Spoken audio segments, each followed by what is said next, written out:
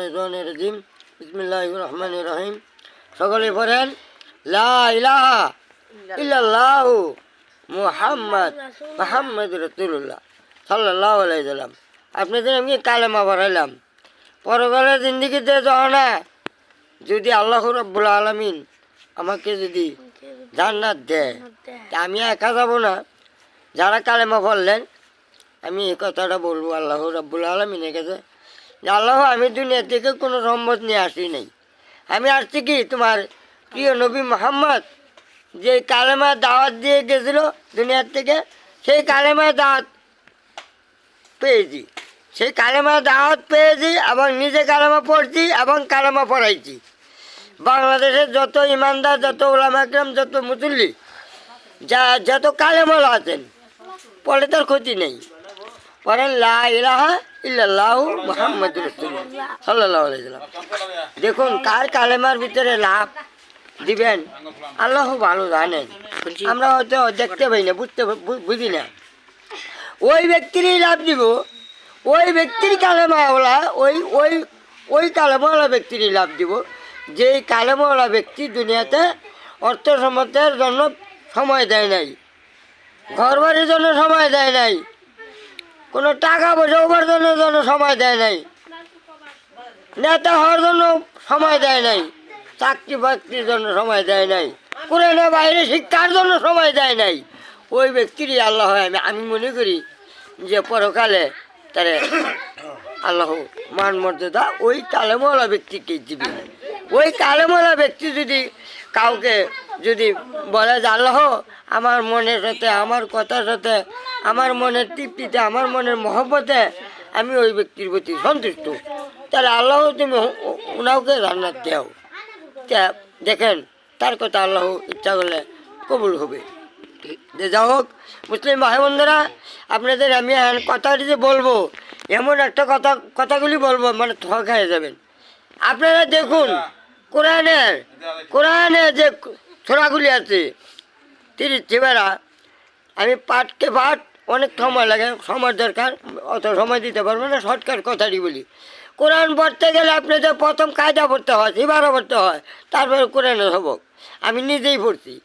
তাই দেখেন প্রথমে কী শিক্ষা দিছে, আলিফ বা তা জা জিম হা খা দাল জাল রা জা তিন জিন জয় দয় তোয়া জোয়া আইন গাইন ফা কাপ কাপ লাম মিম নু ওয়া হা নামলে হামদা ইয়া। দেখছেন আমি বললাম বহুত আলেমে পড়তে একেবারে বক্তা হয়ে গেছেন গা। তা আমি পড়ছি, আমার কথা এখন বুঝেন। এটি দিয়ে কী বানানো হয়েছে, এই অক্ষরটি দিয়ে কী বানানো হয়েছে, কী বই হয়েছে, এই কিতাবের নাম কি? কোরআন। ইন্না আনজালনাহু ফি লাইলাতুল কদর ওয়া মা আদরাকা মা লাইলাতুল কদর খায়রুম মিন আলফি শাহর তানাজ্জালুল মালায়েকা আরুবিয়া বিইজনি আমরিন সালামুন হিয়া হাত্তা মাতলাইল ফাজর। দেখছেন এই অক্ষরটির যে কিতাবটা কোথায় থেকে আসছে? আল্লাহর কাছ থেকে প্রিয় নবী মুহাম্মদের উপরে নাজিল হয়েছে। সেই 30 হরফে 29 হরফে দেখেন একটা কোরআন, একটা কিতাব, পবিত্র কিতাব, যেই কিতাব প্রিয় নবীর জিন্দিগিতে একটা সমস্ত জীবনী এই কোরআনে আছে। তাহলে আমরা যদি বাহিরে চলে যাই, বাহিরে যদি আমরা আমল করি লাভ নাই, এর ভিতরেই আমল করে যেতে হবে। এখন মূল কথা হলো আমি এই কথাটা বুঝাই। দেখেন 30 হরফ দেয়া, এই 30 হরফ দেয়া 29 হরফ দেয়া কোরআন। এই কোরআনের ভিতরে জাকাত আছে, এই কোরআনের ভিতরে বিবাহের হাদিস আছে, এই কোরআনের ভিতরে আপনি জেলিমের হাদিস আছে, এই কোরআনের ভিতরে সম্পদের কথা বলা হয়েছে। তাহলে এগুলোর সাথে মিল করে দেখেন আমরা কোথায় আছি।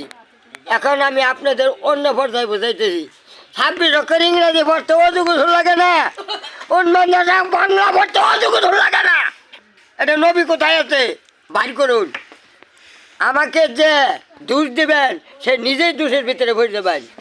আমি বললাম আমাকে যে কথা ভুল ধরবেন সে নিজেই ভুলের মধ্যে ভরে দেবেন।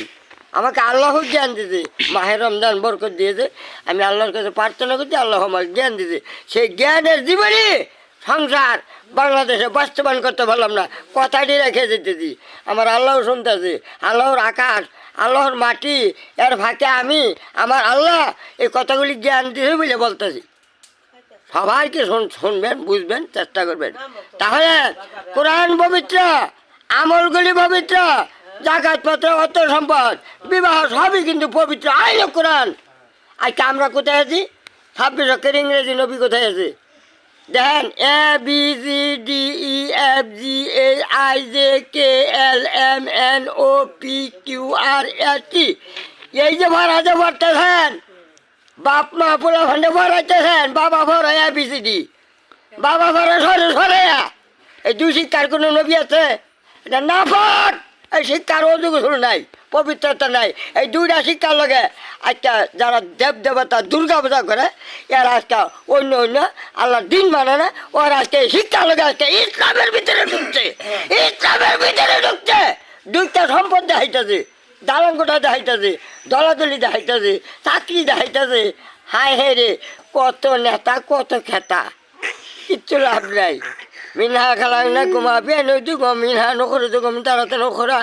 একটা নয় কি ইংরেজি আছে? ইংরেজি বলছে না, বাংলা বলছে। কবার হয়ে গেছে কেছে মান রব্বুকা, ইংরেজিতে কবার কেছে, মান দিলুকা, বাংলাতে কবার কেছে। দেখেন, সাবধান, নবী গেছে চলে, কোরআন রেখে গেছে।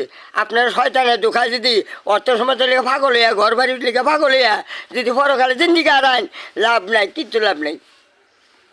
আমার জীবনে আমি যা দেখতেছি, একটা মানুষকে বাঁচানো যায়, একটা মানুষকে হেদায়তের পথে আনা যায়, একটা মানুষকে ইবাদতের পথে নেওয়া যায়। আপনি নেবেন না, কেন নেবেন না? জমিন পাবেন, জমিন। দেখেন যে মানুষের শয়তানের দুঃখা দিছে কিবা, জমিন পাবেন। জমিনের অর্থে কি? দলিল। দলিলের অর্থে কি?